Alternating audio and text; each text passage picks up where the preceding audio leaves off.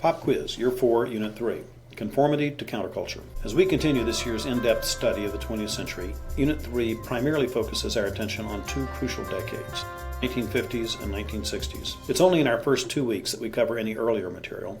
We use those weeks to help students learn how modern India and China came to be. As our unit title suggests, the decades of the 50s and 60s were a time of change. They defined both modern traditional culture and its countercultural antitheses. These were crucial decades that in many ways have given both definition and reference points for all that's followed in American political and social life. Powerful forces were at work in these pivotal years, and some of these forces were quite disturbing. Students will learn about these turbulent times in age-appropriate ways as they follow our suggested assignments. Grammar students will focus heavily on civil rights in America, while studying the life of Martin Luther King Jr. during Unit 3.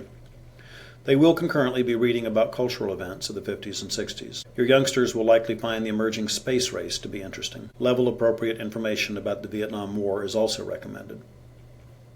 Dialectic students will be mastering many of the details of this era. In fact, as in Unit 2, their readings are more fact-filled and detailed than are those of their older siblings. They will follow and discuss the careers of Mohandas Gandhi and Mao Zedong in some depth. They will read extensively about the American Civil Rights Movement, African decolonization, and the Vietnam War. As with students at other learning levels, core history readings also include information on American culture, sports, and presidential administrations. The major focus of this unit for rhetoric students remains a study of the leaders who dominated the era. We've again chosen assignments based on the notion that rhetoric students will probably come to this unit well versed in the details of the era from earlier studies. As with Unit 2, we've chosen to assign two in-depth biographies, this time on Mohandas Gandhi and Mao Zedong. We will move slowly through time in Unit 3. After Week 20, we cover only 18 years over 7 week plans, which gives us time to understand the pivotal concepts, leaders, and events of the 1950s and 60s. In marked contrast to the two preceding decades, the 50s seem to be an era of conformity. Peace and prosperity at home provided an oasis during which Americans remade their families, rebuilt their infrastructure, their ways of life, their media. But almost invisibly, these same conditions at home also fostered continuing inequality between black and white races, a growing sense of national responsibility as the superpower that led the free world, and a restless new generation that was under-challenged, aimless, and not well-rooted in the doctrines or demands of the Christian faith. The pressures of the 1960s then exposed these weaknesses. The responses of leaders and youths alike in the 1960s would shape America's view of itself for decades to come. Let's look ahead at Unit 3 week by week. Our time frame is the 1950s and 60s, but before we start into 1950, we cover two important events that occurred just prior to mid-century: the birth of modern independent India and the establishment of communist China in weeks 19 and 20 respectively. We then return to the course of U.S. history, picking up with Harry S. Truman's administration and the Korean War in week 21.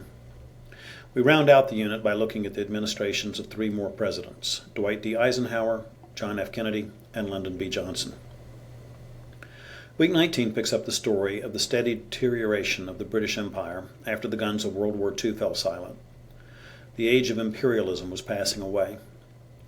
The British public had neither the energy nor the will to cling to overseas possessions when those peoples steadfastly agitated for freedom. Indian-born and English-educated Mohandas Gandhi became an innovative leader, unique in India and influential in modern times. For 20 years, he pioneered a philosophy of nonviolent non-cooperation as a means of winning civil rights for oppressed Indians in South Africa. Having honed his methods, he returned to India in 1915 and began to work steadfastly for independence from British rule there. On August 15, 1947, India gained independence from British rule, but it wasn't quite what Gandhi dreamed of, because at the same time the Muslim-majority areas were partitioned to form a separate state of Pakistan.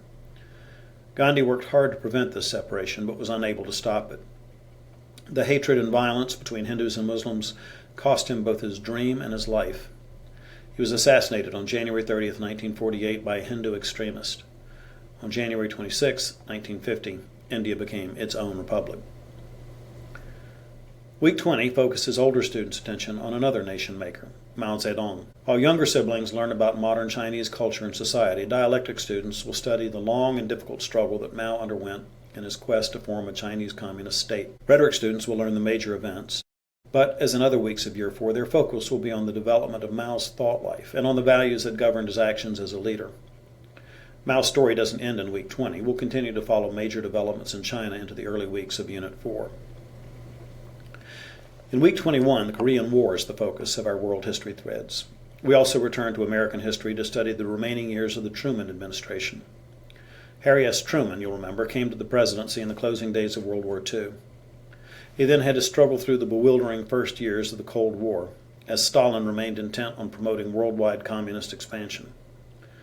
The Truman administration developed the foreign policy of containment.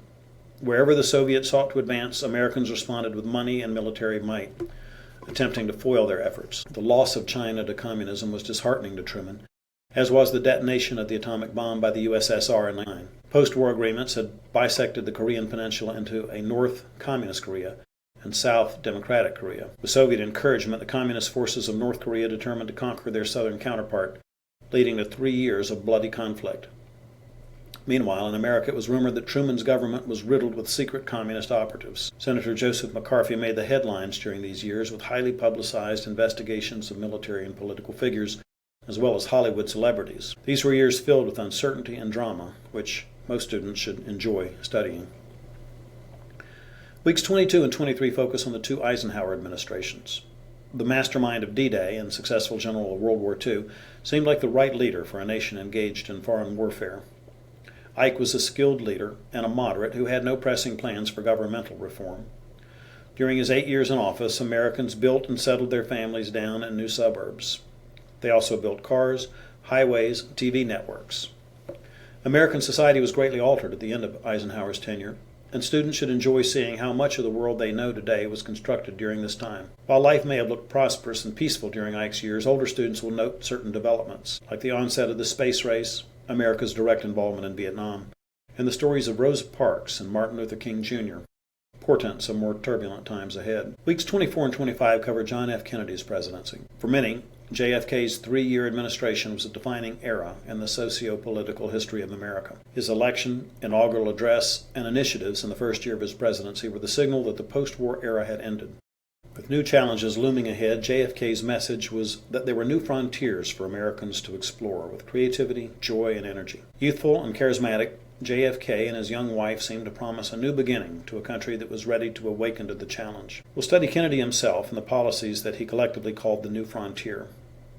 We'll also follow important Cold War events, especially the Cuban Missile Crisis, the erection of the Berlin Wall, the escalation of the arms race between Soviet and Americans, and the increased involvement of the U.S. in Vietnam. At the same time, we'll note the escalating tensions between blacks and whites in America that fueled the ongoing civil rights movement. Our study of that movement includes a hopeful episode, as students can enjoy studying the March on Washington and can perhaps listen to excerpts from Martin Luther King's stirring speech entitled, "I Have a Dream." But we also read about the tragic assassination of President Kennedy on November 22nd, 1963.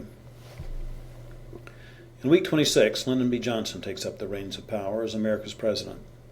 Following Kennedy's assassination, Johnson moved confidently and skillfully to lead Congress to pass key pieces of legislation that Kennedy had proposed but had not had the political clout to enact, including the Civil Rights Act of 1964. Johnson had just 1 year to hold the office before being challenged in the next presidential election. He won handily, and we'll study the first full year of his second administration in Week 26. Johnson had ideas beyond those of his former boss and introduced a sweeping set of reforms and programs collectively called the Great Society, many of which remain today. Johnson also unwillingly but resolutely sent soldiers to Vietnam as part of a continuing hard line against communism. Johnson's presidency was increasingly characterized by racial strife and war protests as Americans struggled to gain moral victories for their passionately held causes. Week 27 wraps up our unit with a focus on the last years of Johnson's presidency. These years were full of turmoil. Race riots recurred with increasing intensity in the nation's cities each summer as Black Panther operatives held rallies that fragmented the civil rights movement. Due to Johnson's escalation of troops in Vietnam and his representation of the war, many, especially young people, lost faith in him as a leader. They demanded an end to the fighting. Concurrently, the women's movement surged and federal budget deficits rose. Many older Americans, concerned for the safety and welfare of their country, joined the protest movements. Discouraged by strife at home and recent defeats in Vietnam, Johnson declined to run again. America lost two more prominent leaders in these years to assassination, Robert F. Kennedy and Martin Luther King Jr. The seeds of self-reliance and self-focus that were so quietly sown in the 1950s had sprouted, and once again the ugly fruits of violence and fear were apparent in the mid-60s. The men and women of the 1950s who raised the baby boom had grown up in the Depression and come home from World War II and are now remembered as the greatest generation. They longed for peace and prosperity, and God gave it to them. Sadly, however, America in the 1950s was more shaped by the Ed Sullivan Show each Sunday night than the sermons on Sunday morning. The children of the 1950s experienced the materialism and conformity of the suburbs, but they longed for something bigger.